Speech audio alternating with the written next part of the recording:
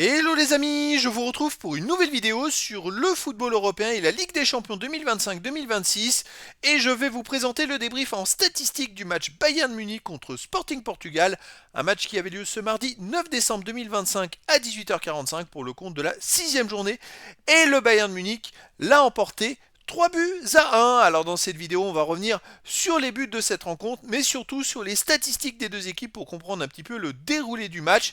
On enchaînera par le classement de la Ligue des Champions mise à jour, mais bon, il y a eu que 2 matchs pour l'instant sur tous les matchs, sur les 18 matchs de cette journée, il n'y en a eu que 2, mais on va voir le classement mis à jour.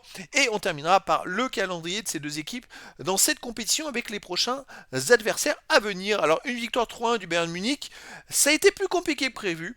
C'est vrai qu'il y avait 0-0 à la mi-temps et en début de deuxième mi-temps, Kimmich a marqué contre son camp à la 54e minute, but en faveur du Sporting du Portugal qui menait 1-0 à ce moment-là. Et là, ça a été le réveil du Bayern et ça a été rouleau compresseur, égalisation de Gnabry 65e, deuxième but de Karl à la 69e minute et troisième but de Ta à la 77e minute. En 12 minutes, le Bayern a renversé le Sporting. Et puis on peut noter quand même que le jeune Karl continue de faire des performances. Il marque encore un but. Bravo à lui. Et donc une belle victoire du Bayern. Alors les statistiques, et c'est plus que logique cette victoire, il y a eu 2,16 XG buts attendus à 0,28 pour le Bayern Munich, donc gros avantage pour le Bayern. C'est même miraculeux que le Sporting du Portugal ait pu marquer un but avec 0,28 XG. Et vous allez le voir un peu plus loin dans les statistiques, même je peux vous le dire tout de suite, en fait ils n'ont pas cadré un tir le Sporting du Portugal. Oui, parce que le but était contre son camp. Donc je crois que c'est rare qu'une équipe a failli gagner un match. Imaginons qu'ils aient gagné 1-0 sans cadrer un tir grâce à un but contre son camp. Alors là, on peut parler de vrai hold-up. Ça aurait été un match de fou.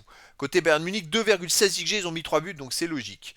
Possession de balle 61,8% à 38,2 pour le Bayern Munich, 677 passes tentées à 418, 634 passes réussies à 374, 93,6% de passes réussies à 89,4%. Collectivement, le Bayern a été quand même bien au-dessus du Sporting du Portugal. 23 occasions à 4 pour le Bayern Munich, 23 tirs à 4 pour le Bayern Munich, 9 tirs cadrés à 0. C'est même miraculeux qu'il n'y ait que 3. Franchement, le Bayern aurait marqué en première mi-temps, je pense qu'il pouvait y en avoir 4 ou 5 des buts. 3 tirs contrés à 1 pour le Bayern, 1 poteau à 0 pour le Bayern, 2 hors-jeu à 1 pour le Bayern, c'est quand même une ultra domination du Bayern Munich. C'est vrai que le Sporting, ils n'ont pas montré grand chose, ils ont marqué chanceusement un but, et puis après, la logique a payé pour le Bayern. Les autres statistiques, 4 corners à 3 pour le Bayern, 15 centres à 7 pour le Bayern, 8 interceptions à 5 pour le Sporting du Portugal. 25 tacles à 10 pour le Bayern Munich, 47 duels gagnés à 34 pour le Bayern Munich, 7 arrêts à 1 pour le Sporting du Portugal, 10 fautes à 5 pour le Bayern Munich, un jaune partout, pas de rouge. Bon, la plupart des statistiques sont en faveur du Bayern. C'est vrai que le Sporting a été ultra dominé, on va dire, dans cette rencontre. Alors le classement, les amis, c'est là que ça devient intéressant. Le Bayern, grâce à cette victoire, revient à la deuxième place avec 15 points, mais en 6 matchs, 5 victoires, 1 défaite, 18 buts marqués, 7 encaissés, plus 11 de différence de but. Donc ils reviennent au niveau d'Arsenal qui n'a pas encore joué. Et ils ont 3 points de plus que le PSG, l'Inter Milan et le Real Madrid qui n'ont pas encore joué. Mais voilà, avec ces 15 points, le Bayern Munich assure d'être. C'est sûr qu'il serait dans les 24 et peut-être pas loin d'être dans les 8 également. Il ne va pas leur manquer grand chose. Il reste 2 matchs et 6 points possibles ensuite. Le Sporting du Portugal, malgré sa défaite, est 9ème avec 10 points en 6 matchs, 3 victoires nulles, 2 défaites, 12 buts marqués, 8 buts encaissés, plus 4 de différence de but. Bon, attention parce que les autres risquent de revenir un petit peu sur eux.